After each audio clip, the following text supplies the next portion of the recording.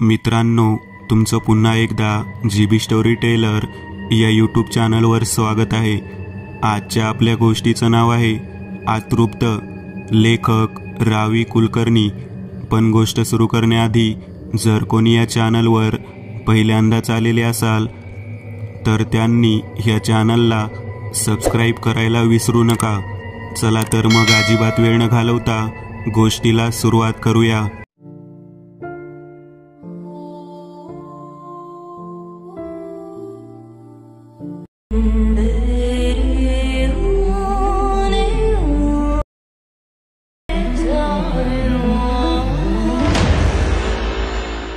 नमस्कार, मी उषा।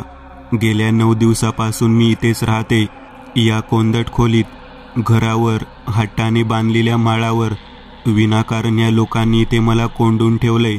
भुकेने जीव व्याकुळ झालाय, पण इथे हवा खाण्याशिवाय दुसरं काहीच नाही।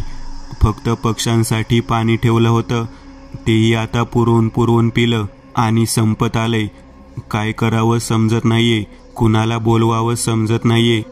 काय याचं मी घोडं मारलं की यांनी मला असं छळावं? इतके दिवस सासू सासरे होते तोवर ठीक होतं, पण आता मोठी जाऊ, नवरा आणि माझा वर्षभराचा मुलगाही त्यात ओढून घेतलाय। कुण्या शत्रूच्याही वाट्याला येऊ नयेत एवढे दुःख हे देताय मला। पूर्व पश्चिम 2 त्रिकोणी भिंती, उत्तर दक्षिण 2 मोठ्या चौकोनी भिंती, त्यावर तारलेलं अस्सल लाल मातीचं बनवून घेतलेलं कौल, एका त्रिकोणी भिंतीला बनवलेली एक जाळीदार खिडकी। तेथून अगदी खालच्या हॉलमधलं सगळं दिसत होतं। माळ्याच्या पुढच्या भागात गच्ची।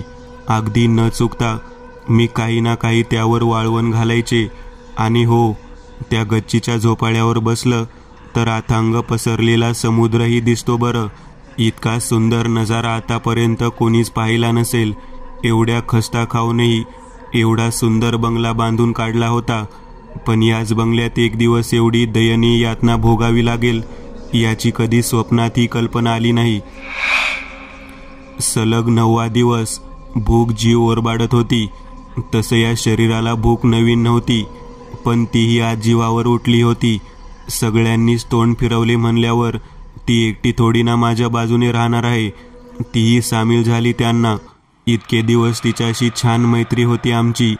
अगदी लग्न करून आले त्याच्या आधीपासून वडील दारूच्या आहारी गेलेले, त्यामुळे मासिक धर्म सुरू व्हायच्या आधीच शरीराची कुचंबना सुरू झाली। आईचं सतत आजारपण सांभाळत 12वी पर्यंत शिक्षण पूर्ण केलं। अगदी मेरिटमध्ये पहिले आले। 97% मार्क्स मिळवत तालुक्यात बापाचं नाव गाजवलं। हातात मार्क लिस्ट घेऊन जात होते, तोच घराभोवती गराडा दिसला। काळीज चिरणारी एक आईची आरोळी आसमंतात भिनली। लोक धावत आत जाऊ लागले। अगदी जिकडून रस्ता दिसेल तिकडून आत शिरून बाबाला पकडू लागले। मीही धावले, आत गेले। आईच्या निपचित देहापुढे बाबा शिव्याच्या लाखोल्या देत बसला होता। हाती विळा घेऊन समोरचं दृश्य पाहताच धरणीमाई जागा देईनाशी झाली। पायाखालून सरकन जमीन निसटली। हातातली मेहनतीने कमावलेली, दिवस रात्र एक करून उभारलेली मार्क लिस्ट खाली पडली। मी समोर बघत तशीच उभी होते। तोच पायाला कोमट स्पर्श जाणवला। मी खाली नजर केली। आईच्या मानेतून एक रक्ताचा ओघळ पायाला स्पर्श करत होता। मी भेदरले, कान सुन्न पडले। नजर तशीच खिळून राहिली। माझी मार्क लिस्ट तरंगत होती आईच्या रक्तावर। तोच आरडओरड, धावपळ, गाडी बोलावली, आईला टाकलं। अर्ध्या तासात वापसही आणलं। आधीच क्षीण झालेला तिचा देह थोडी ना तग धरू शकत होता। तिचा मृत्यू झाला होता नव्हे, खून झाला होता। तो बाबांनी तर नक्कीच केला नव्हता, तो परिस्थितीने केलेला होता। आई, बाबा आणि मी असा सुखाचा संसार, कुणालाही हेवा वाटावा असाच होता। बाबा रोज कामावरून येताना माझ्यासाठी खाऊ आणि आईसाठी गजरा आणायचे। कधी कुठलं व्यसन नाही की बाहेर मित्रांबरोबर वायफळ चर्चा नाही, पण धंदा वाढवायचं निमित्त झालं आणि पाण्यासारखा पैसा डावावर लावला। पदरी अपयश आलं आणि ते पुरते खचले, अगदी संपूर्ण। रात्रीचेच उठून किंचाळायचे. एव्हाना घराकडे येणेही ते जरुरी समजत नसत. बाहेरच रमायचे. संगत बिघडली आणि तेथेच मन रमवले. इकडे घरात मी आणि आई. माझी 12वी असल्याने मी अभ्यासात गर्क होते, पण माझी पाठराखी मात्र बाबांच्या चिंतेने अंथरुणावर खिळून राहिली. हळूहळू तिचं आजारपण बळावत गेलं. तसं घराचे वासे फिरले आणि पदरी आलं दारिद्र्य. एरवी स्वतःच्या तोंडातला घास काढून आम्हा मायलेकींचं पोट भरणारा तो बाप मारहाण करून घरातील पैसे घेऊन जात होता. त्याच पैशांची दारू ढोसून संसाराची रांगोळी अंगाला फासत होता. किती ते नियतीने छळावं एखाद्याला. दिवस दिवस खडी साखर खाऊन देवाचा धावा करणारी माझी माय आज तिच्या वाट्याला हे भोग. का म्हणून? लग्नाच्या गाठी तर देव बांधतो ना, मग का म्हणून त्या देवाने तिला या खाटकाच्या दावणीला बांधलं असावं? असो, निकालाचा उत्साह मावळला. आई गेली. तिच्या पाठी गोड जेवण, इतर विधी आटोपून मी मोलकरीण म्हणून कामाला लागले. दिवस उजाडताच घरचा सडा सारवण करून 4 घरी जायचं. कुठे भांड्याला, कुठे धुण्याला आलेल्या पैशातून घर खर्च बाजूला सारून सगळे पैसे बापाला द्यायचे. आईचा हत्यारा सुखाने थोडी ना जगू देणार होता मला. संध्याकाळी घरी येताना दार उघडा असलं तर ठीक, नाहीतर आल्या पावली गावात वापस फिरायचं आणि शोध घ्यायचा अगदी गुत्त्यावर, जुगाराच्या अड्ड्यावर. नाहीतर नाल्यांमध्ये तर हमखासच. हाताला धरून घरी आणायचं.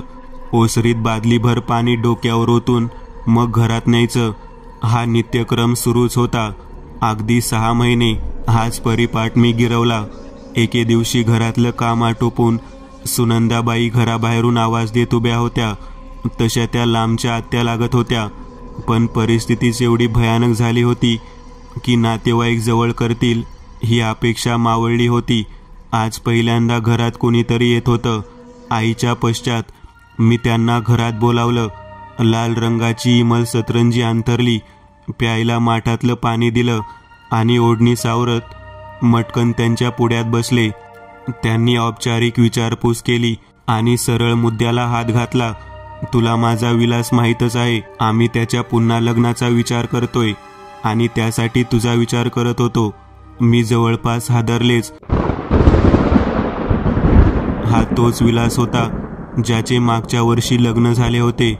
त्याच्या पत्नीच्या अपघाती निधनाने विदूर झालेला विलास एव्हाना व्यसनाच्या आहारी गेल्याचं सर्व श्रुत होतं.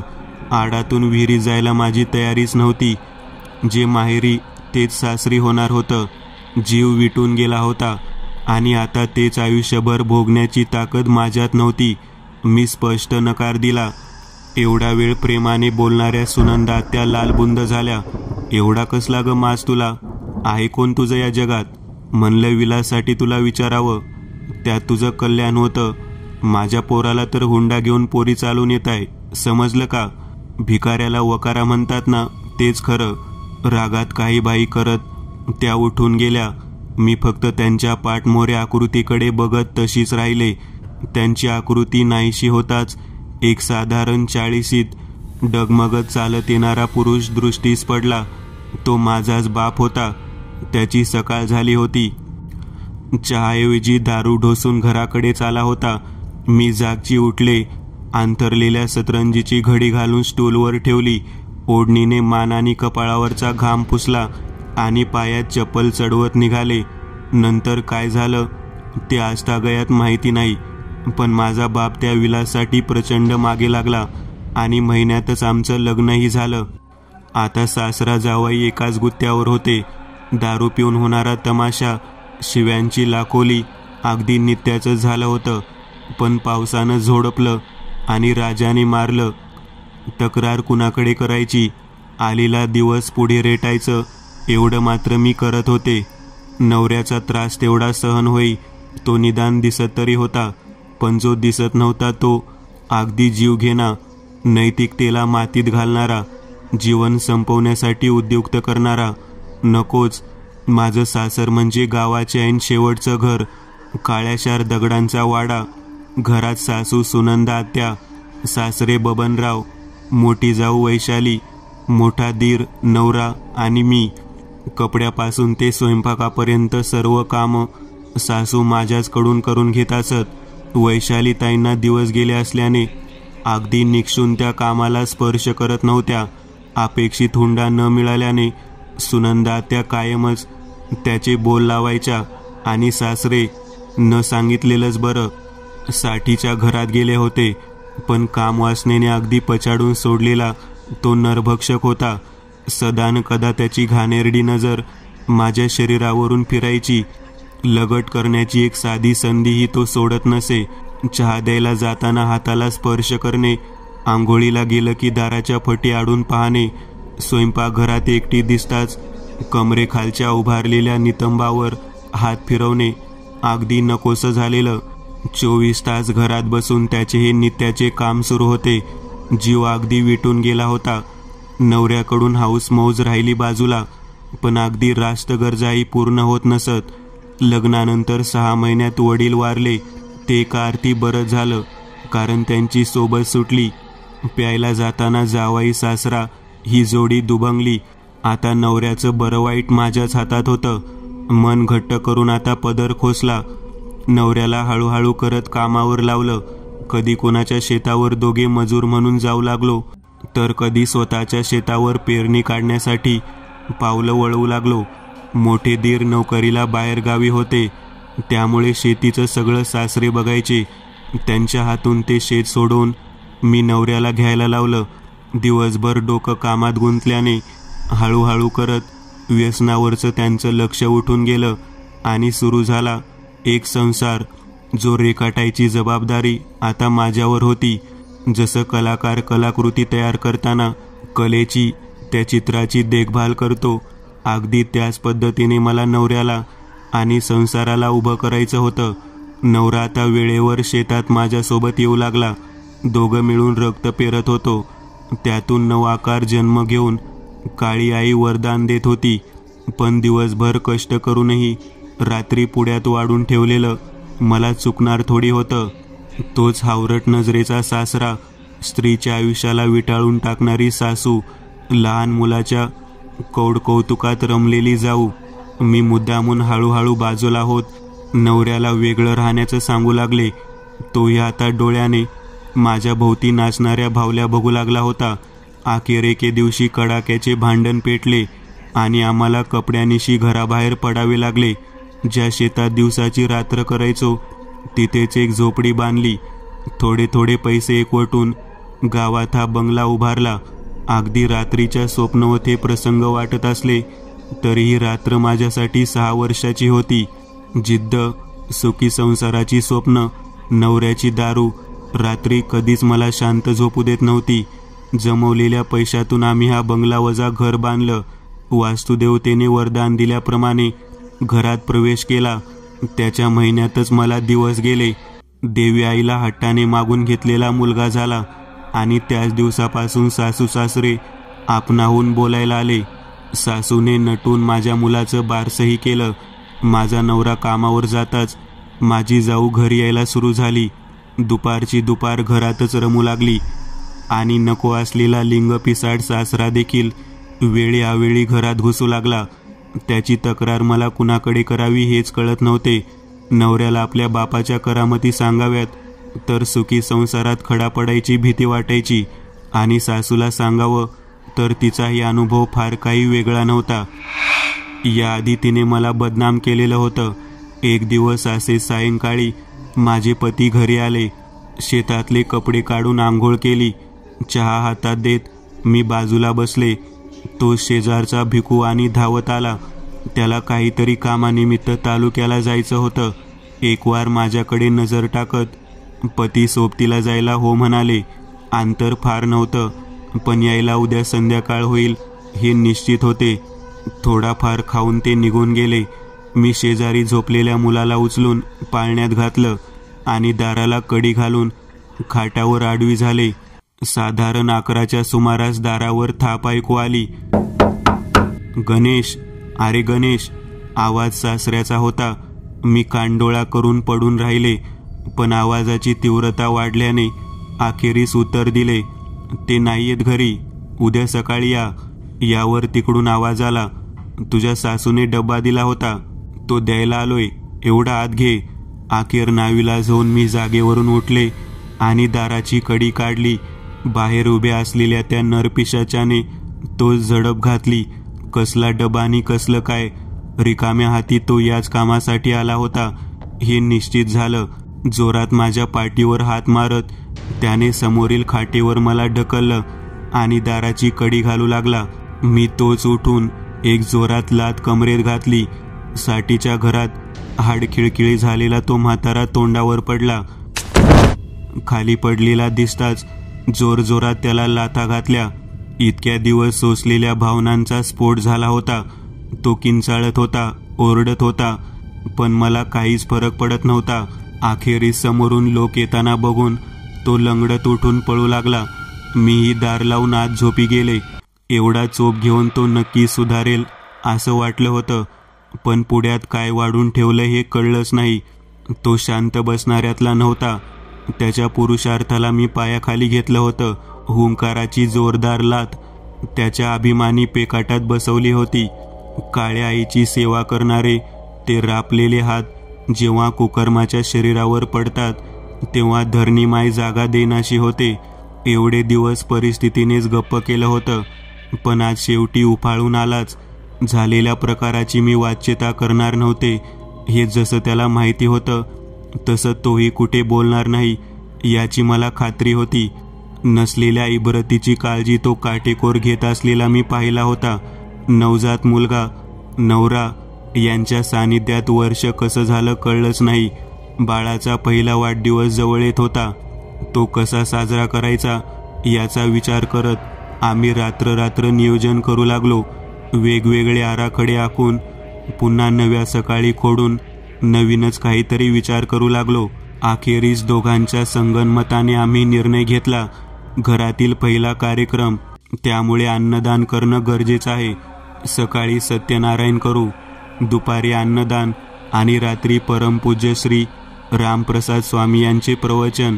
नवीन घरी महाराज पहिल्यांदा येणार होते, म्हणून आम्ही जेवढे उत्साही होतो तेवढीच येणाऱ्या जाणाऱ्यांची आगत्य करण्याची जबाबदारी खांद्यावर असल्याने काही कमी राहायला नको याची भीतीही डोक्यात घोंगावत होती.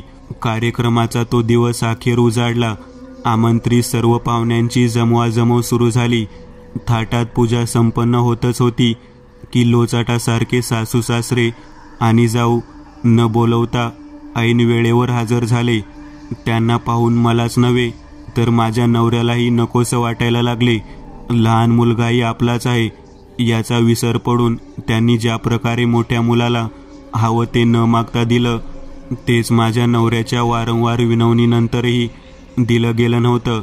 एवढी शुद्ध त्यांना आता आली होती, पण भोळसट स्वभाव असल्याने त्यांना शुद्धीतून धुंदीत घालवायला त्यांच्या जन्मदात्यांना फारसा वेळ लागणार नाही हेही मला चांगलं ठाऊक होतं. पूजा संपन्न झाली. प्रसादही तिन्ही सांजेपर्यंत वाटप सुरू होतं. सगळे लोक समाधानाने पोटावर हात चोळत निघताना पाहून मनाला प्रसन्न वाटत होतं. माझ्या बाळालाच किती लोकांचे आशीर्वाद मिळाले याची गणतीच होत नव्हती. सूर्य ढगाळ जाताच एक महागडी पांढरी गाडी दाराच्या दिशेने उभ्या रस्त्यावरून येताना दिसली. जवळ येऊन उभी राहण्याच्या बेतात असताना एकच धावपळ उडाली. माझे सासरे, नवरा आणि गावातील प्रतिष्ठित लोक धावत गाडीच्या दाराजवळ गेले. दार उघडलं गेलं आणि साधारण 45 वर्षाचे असणारे परमपूज्य श्री रामप्रसाद महाराज उतरले. डोळ्यात न मावणारं त्यांचं तेज, डोक्यावरील रेशमी केस, भव्य कपाळावर झुलणारी एक किंचित बट, कपाळावर बुका आणि अष्टगंध, पाणीदार डोळे, लांब सडक नाक, मुलींनाही लाजवेल एवढी रेखीव चर्या, भारदस्त छाती, सुडौल बांधा, अंगात पांढरा कुर्ता, खाली पांढरं जरीचं धोतर, डाव्या पायात एक बारीक काळा दोरा, त्रिकालदर्शी मानवी रूपात असलेला तो असामान्य पुरुष ओठांवर एक बारीकसं स्मित ठेवून पाहता पाहता माझ्या पुढ्यात येऊन उभा राहिला. किचनमधून कुणीतरी तेवढ्यात घाईत एक पूजेचं ताट माझ्या हातात ठेवलं. मी अगदी वेंदळ्यासारखं त्यांना बघतच राहिले. मग नवऱ्याने मला थोडं हलवलं. तेव्हा कुठे जाग आली मी त्यांना ओवाळलं, घरात घेऊन आले. त्यांच्यासाठी सजवलेल्या आसनावर त्यांना विराजमान केलं आणि मी किचनमध्ये जाऊन त्यांना काय हवं नको ते सगळं पाहू लागले. फलहार संपवून महाराजांनी बाळाला आशीर्वाद दिला आणि प्रवचनाला सुरुवात केली. शुद्ध भावनेने नाम घेतले. शुद्ध भावनेचे फळ फार मोठे आहे.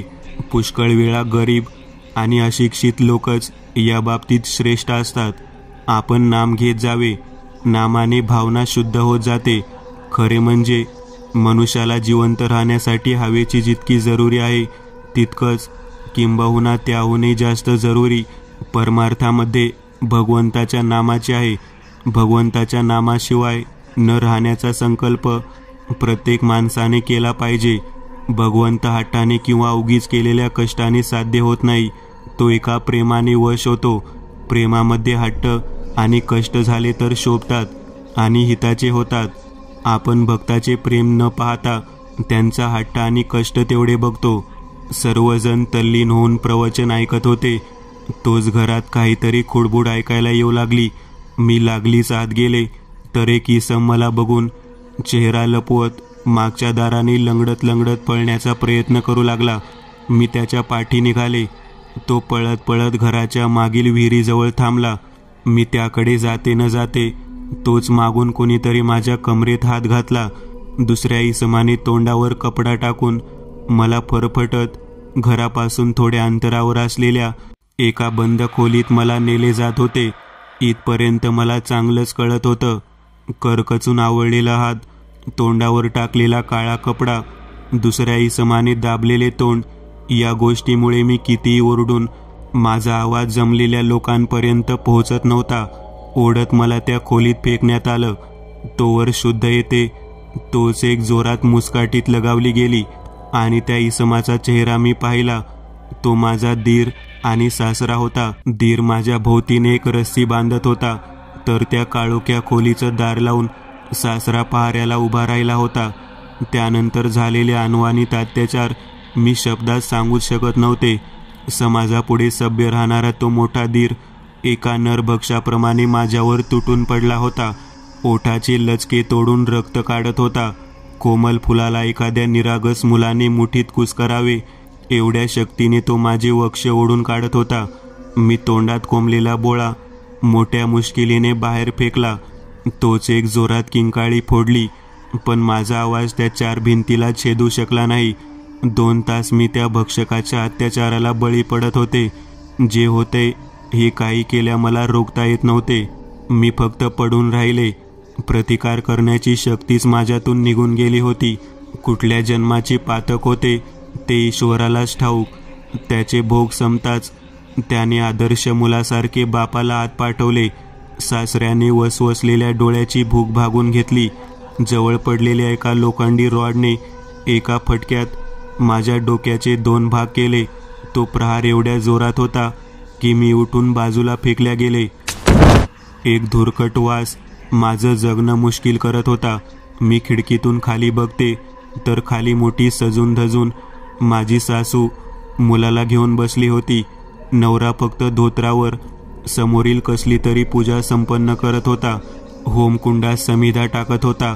त्या दिवशीच प्रसंगाचे सोबती असलेले सासरे आणि दीर मांडीला मांडी लावून पूजा बघत होते. गावातील 4 टाळकी होतीच की सोबत. त्या मंत्रांचा घोष आणि टाकलेल्या समिधामुळे झालेला धूर अगदीच असहनीय झाला असं वाटत होतं. का मला एवढं छळतात? माझ्याच बांधलेल्या घरात मला इथे माळ्यावर ठेवले. अगोदर केलेले शारीरिक अत्याचार त्यातून सावरलेही नव्हते. तोच हा अत्याचार. ना खायला देत आहेत ना प्यायला पाणी. फक्त खाली त्यांच्या होणाऱ्या लीला मला बघायला मिळाव्या म्हणूनच की काय ती खिडकी उघडी ठेवली आहे. खिडकीतून ओरडत आहे, हावभाव करून सगळ्यांना पाहत आहे, पण कुणीच माझ्याकडे लक्ष देत नाहीये. घरभर धुराचे सावट पसरले होते. तोच समोर एक आकृती जन्म घेऊ लागली. सगळ्यांच्या माना मागे फिरल्या. एक घाणेरडा वास माझ्या नाकाला आला. तो दर्प एवढा विदारक होता की नाकाला झिंझिण्या आल्या. समोरील तेज डोळ्यांना बघवत नव्हतं. ऐन मेच्या तापलेल्या सूर्याकडे नजर फिरवावी अगदी तसं वाटायला लागलं होतं. मी खिडकीतून पाहत होते हळूहळू धूर कमी झाला आणि समोर बसलेले दिसले ते त्रिकालदर्शी श्री रामप्रसाद स्वामी. हात जोडून डोळे घट्ट मिटून ते बसले होते. तरीही त्यांच्या नजरेची मला भीती वाटत होती. त्यांचं तेज अगदी तसंच होतं जसं मी पहिल्यांदा पाहिलं होतं. कदाचित ते तरी मला मदत करतील या अपेक्षेने मी त्यांना हाक मारली. एवढ्या गोंधळात कोणाचंही माझ्याकडे लक्ष नव्हतं, पण आईचं चित्त बाळापाशी असतं. अगदी वात्सल्य नजरेने त्यांनी माझ्या हाकेला ओ दिला. त्यांची ती मायेने भरलेली नजर खूप काही बोलून गेली. खरंच ते मदतीला धावले. ते जागचे उठले. त्यांना पाहत सासरेही उठले. कुणाला काही न बोलता ते जिना चढून माझ्या जवळ येऊ लागले. तसतसा दर्प मला अधिक असहनीय होऊ लागला. सासऱ्यासोबत होणारी कुजबूज मला स्पष्ट ऐकू येऊ लागली. त्यांनी दाराचे कुलूप काढायला लावले आणि दारात ढकलून ते रूममध्ये आले. सासरे अजून चौकटीलाच खिळून उभे होते. हळुवार आवाजात महाराज माझ्याजवळ येत बोलले, हे बघ, मी तुला मुक्त करत आहे, पण तुझा इतरांना त्रास होता कामा नये. स्वामी काय बोलत आहेत याचं मला काहीच भान नव्हतं. मुक्त करत आहेत म्हणजे नेमकं काय, आणि मी कोणाला त्रास देणार आहे? म्हणजे ज्यांनी मला त्रास दिलाय त्यांना त्रास देण्याची मला परवानगी देत आहेत. डोक्यात एक काहूर माजलं होतं. स्वामी नेमकं काय बोलत आहे ते कळत नव्हतं. त्यांना मी फिरून काही विचारणार तोच ते पाठमोरे होऊन चालायला लागले. मी ओरडू लागले, महाराज म्हणजे काय? तुम्ही नेमके काय म्हणत आहात? पण त्यांनी फिरून वळून पाहिलंही नाही. एव्हाना मी खाली हॉलमध्ये होते. समोरील पूजा बघून मी चकित झाले. समोर माझाच फोटो ठेवला होता आणि 2 भाताचे गोळे ठेवले होते. 10 दिवसापासून उपाशी असलेले मी काहीच न विचार करता त्या भातावर तुटून पडले. माझ्याच पिंडाचा मी भात खाल्ला. त्या दशक्रिया विधीला मीच उपस्थित होते. मी कुणाला दिसत होते की नाही माहिती नाही, पण महाराजांना असं जाताना पाहून सासरे आणि दीर यांच्या चेहऱ्यावरची भीती स्पष्ट दिसत होती. माझ्यावर अत्याचार करून जेव्हा बाजूला विहिरीत माझा देह फेकला, दुसऱ्या दिवशी माझ्या आत्महत्येचा बनाव केला. तो यशस्वी झाल्याचं समाधान आता मात्र कुठल्या कुठे पळून गेलं होतं. महाराजांच्या कृपेने आता माझा सूड उगवायला परवानगीच मिळाली होती. मित्रांनो, आज पुरतं एवढंच. तुम्हाला जर काही गोष्ट आवडली असेल तर नक्की लाईक करा. तुमच्यापैकी बरेचसे जण व्हिडिओ लाईक न करताच पळून जातात, पण हा जर व्हिडिओ तुम्ही लाईक केला तर मला जरा बरं वाटेल आणि असेच भारी भारी व्हिडिओ बनवायची माझ्यात एनर्जी येईल. त्यामुळे नक्की लाईक करा. आणि अजूनही कोणी या चॅनलला सबस्क्राईब केलेलं नसाल तर लगेच सबस्क्राईब करून टाका. आणि बाजूची घंटी ती मात्र दाबायला विसरू नका. देवाची घंटी आहे ती. चला तर मग पुन्हा भेटूया अशीच एक आगळी वेगळी गोष्ट घेऊन पुढच्या